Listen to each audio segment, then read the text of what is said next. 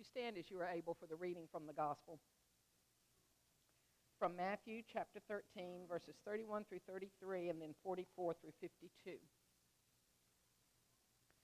He put before them another parable. The kingdom of heaven is like a mustard seed that someone took and sowed in his field. It is the smallest of all seeds, but when it has grown to, it is the greatest of shrubs and becomes a tree, so that the birds of the air come and make nests in its branches. He told them another parable. The kingdom of heaven is like yeast that a woman took and mixed in with 3 measures of flour until it was all leavened. The kingdom of heaven is like treasure hidden in a field, which someone found and hid. Then in his joy he goes and sells all that he has and buys that field. Again, the kingdom of heaven is like a merchant in search of fine pearls. On finding one pearl of great value, he went and sold all that he had and bought it. Again, the kingdom of heaven is like a net that was thrown into the sea and caught fish of every kind. When it was full, they drew it ashore and sat down and put the good into baskets, but threw out the bad. So it will be at the end of the age. The angels will come out and separate the evil from the righteous and throw them into the furnace of fire, where there will be weeping and gnashing of teeth. Have you understood all this? They answered, yes. And he said to them, therefore every scribe who has been trained for the kingdom of heaven is like the master of a household, who brings out of his treasure what is new and what is old. When Jesus had finished these parables, he left that place. This is the word of God for the people of God. Thanks be to God. You may be seated. It sounds like Jesus has gone on a Twitter rant with parables, doesn't it? We've had these parables now this is the 3rd week in a row, and these are really intense. It's just one after another, comparing what the kingdom of heaven is like. These all have one thing in common in that they recognize the smallness of how the kingdom can be recognized, what the reign of God can look like in the smallest of ways. A tiny mustard seed, one little pearl that is found. And so it's kind of like an opportunity to begin to recognize when we feel overwhelmed by things around us that don't look good, that are upsetting to us, that we can find God's kingdom anywhere we look, and to be able to recognize that. Today we have a special guest to bring us a message, and Caroline is from a Project Transformation, and we've kind of been connected to her this summer. Project Transformation started as a small, almost experiment of having college students come in and work for the summer with at-risk children to help them read and to bring them together, based out of a couple of churches locally. And over the years, it has now grown to a national movement. And so not only do we have Project Transformation in our conference, it's in other conferences all around the United States.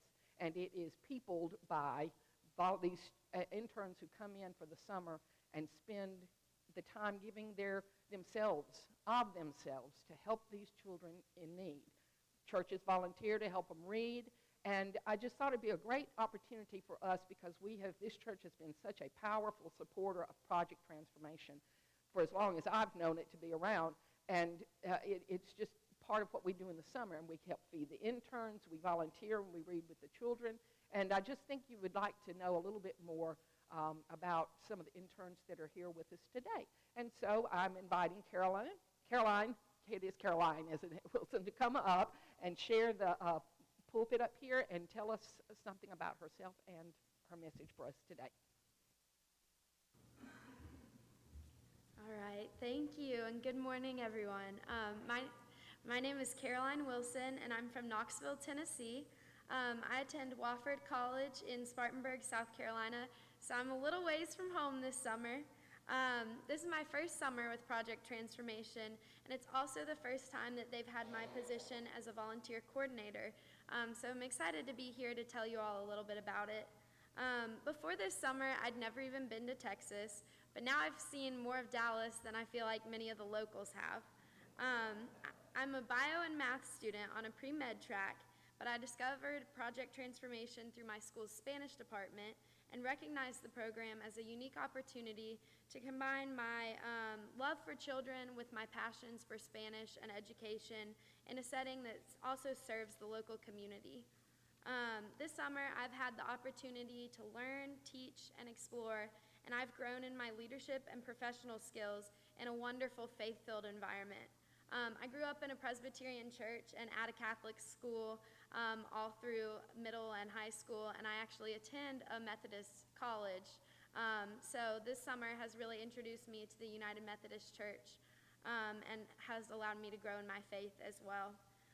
This summer I've lived on SMU's campus, worked to implement PT's literacy day camp program at Walnut Hill United Methodist Church, and learned about various professions at so many different places through the Friday experience, ranging from the Dallas Zoo to Methodist Hospital, the Dallas Children's Advocacy Center, and Bonton Farms. Through my position as volunteer coordinator, I got to talk for 20 minutes every morning about the PT program, the Walnut Hill site, and the impact that they really have on the Dallas area. I learned that Dallas is actually the nation's most impoverished city, with about 1/3 of families living at or below the poverty line, and the overwhelming impact this has on many aspects of life, including but not limited to kids' nutritional, academic, and social-emotional well-being, all of which are issues incorporated in and addressed through Project Transformation's curriculum. I was also blessed in my ability to witness God's mysterious ways through pairing volunteers with kids and watching these beautiful relationships blossom in merely 4 days of program each week. We had 8 weeks of regular summer program, and we had a volunteer group come each week. And one particular instance that really touched me about pairing volunteers with kids is we try and keep the same volunteer with the same child all 4 days, the week that they're there, just so that they can really bond and grow closer. Well, here it is Thursday, and this one volunteer named Joan had been paired with a young boy named Angel all week. And Angel was not able to read that morning because he was talking with another intern about some things that were going on in his life. So we just randomly paired her up with another little girl named Juanita.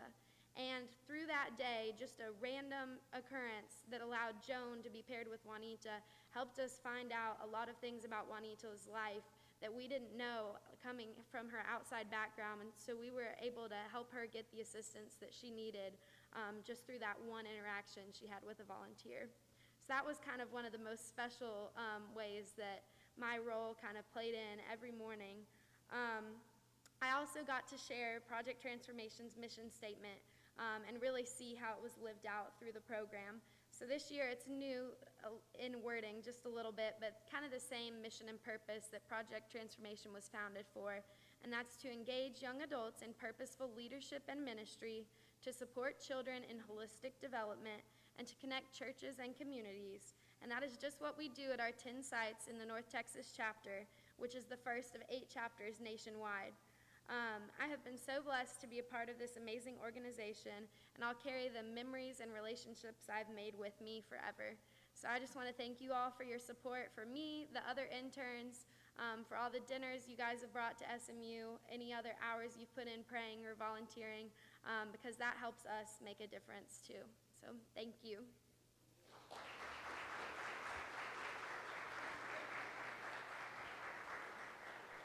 And just as an aside, we had, my mother grew up in Spartanburg, and she didn't go to Wofford College, but we had members of our church in Drew, Mississippi, who were Woffords from South Carolina, and my sister married a Wofford. So we have a close connection to Wofford College. It's very much a Methodist, one of our many Methodist colleges. It's so exceptional in our liberal arts schools. So I think that this is a perfect example of how something small can reflect God's kingdom as it grows throughout our entire nation. I think it's just a wonderful witness for us.